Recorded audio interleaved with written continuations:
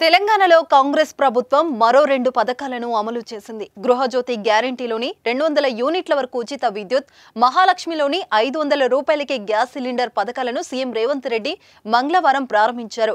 వాటికి సంబంధించిన మార్గదర్శకాలు కూడా విడుదలయ్యాయి. అయితే 500 రూపాయలకే గ్యాస్ పథకానికి సంబంధించి పలు ప్రశ్నలు అయోమయానికి గురి చేస్తున్నాయి. గ్యాస్ కనెక్షన్ మహిళ పేరిటే ఉంటేనే 500 రూపాయలకే గ్యాస్ అందిస్తారని వార్తలొస్తున్నాయి. అయితే దీనిపై నిజాలేంటో తెలుసుకుందాం. మీ బిజినెస్ విస్తరించాలనుకుంటున్నారా? మార్చి 16-17 హైటెక్స్ లో ఫ్రాంచైజ్ ఇండియా బిగ్గెస్ట్ ఫ్రో ఎక్స్పో.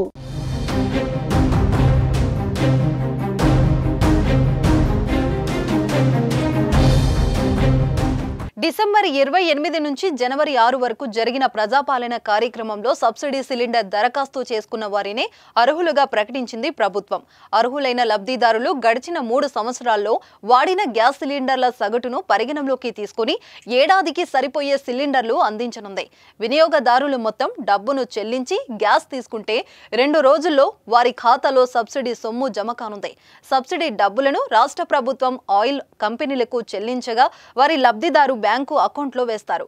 త్వరలోనే అర్హుల సిలిండర్కు 500 రూపాయలకు మాత్రమే చెల్లించి విధానాన్ని తీసుకొస్తామని ప్రభుత్వం జీవోలో తెలిపింది. మహిళ పేరుతోనే కనెక్షన్ ఉంటేనే సబ్సిడీ లభిస్తుందని వార్తలు వచ్చాయి. దీనిపై అందరిలో సందేహం నెలకొంది.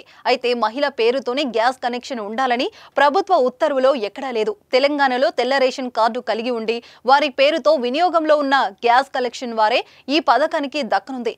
దరఖాస్తు చేసుకున్న వారు పేరుతో రేషన్ కార్డు లేదా వారి జీవిత భాగస్వామి లేదంటే కుటుంబ సభ్యులు ఒకరి పేరుతో గ్యాస్ కనెక్షన్ ఉన్నా పరిగణంలోకి తీసుకుంటారు.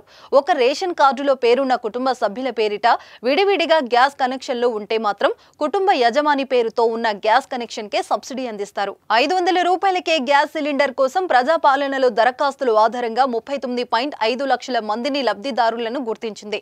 ప్రజాపాలనలో ఈ పథకానికి దరఖాస్తు చేసుకున్న వారిని ఆశా వర్కర్ల సాయంతో లబ్ధిదారులను ఎంపిక ప్రక్రియ చేపట్టింది. ఆశా కార్యకర్తలు దరఖాస్తుల దారుల ఇంటికి వెళ్లి రేషన్ కార్డుతో పాటు ఇతర గుర్తింపు పత్రాలను పరిశీలిస్తున్నారు. ఈ పథకానికి అర్హులైన వారి పూర్తి వివరాలను నమోదు చేసుకుంటున్నారు.